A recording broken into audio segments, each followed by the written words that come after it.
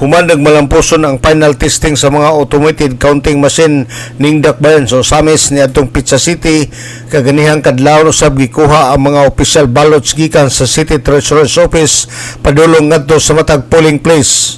Sa karon andam na ang tanan para sa piniliay karong adlaw nga pakasugdan sa alas 5 hangtod sa alas 7 sa buntag ang para sa mga senior citizen, PWD o gingon man ang mga mabdos.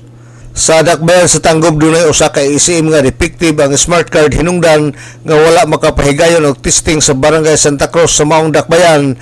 Hinuon gipaningkamutan sa Kumilik Tanggob nga maresolba ang maong defective nga smart card pinaagi sa mga eksperto. Matud pa ni Attorney Dan Patrick Garcia, ang City Election Officer, nga generally okay ra ang ilang pagpahigayon sa final testing sa mga machine sa Tanggob City.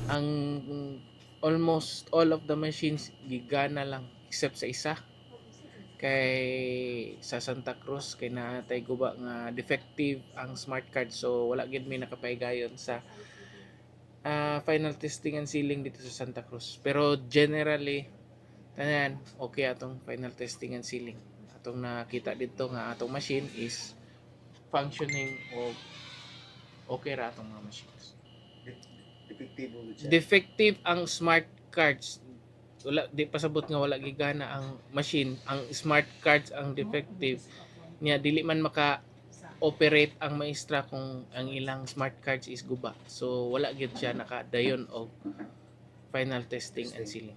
So, unsa man siya ilisan? Giayo. Kinahanglan man siya reconfiguration og atong mga experts coming from the technical hub, sila raman ang nag-ayo. O gahapon